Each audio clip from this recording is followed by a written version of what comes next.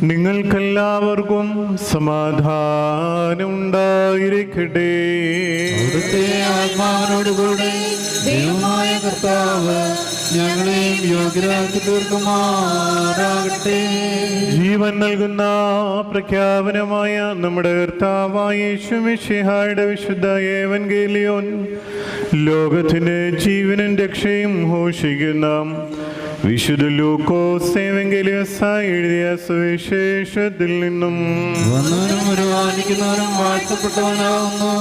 നമ്മുടെ രക്ഷയ്ക്കായി തന്നെ അയച്ചവന് സ്തുതികളും നാം എല്ലാവരുടെ മേൽ തന്റെ അനുഗ്രഹങ്ങളും എന്നേക്കും ഉണ്ടായിരിക്കട്ടെ. വിശുദ്ധ കന്യാമറിയാമിൽ നിന്ന് ശരീരം ധരിച്ച ദൈവത്തിന്റെ ജീവനുള്ള വചനവും നമ്മുടെ കർത്താവും ദൈവവും രക്ഷിതാവുമായ യേശു മിശിഹാ തമ്പുരാന്റെ മനുഷ്യാവതാരകാലത്തിൽ ഇവ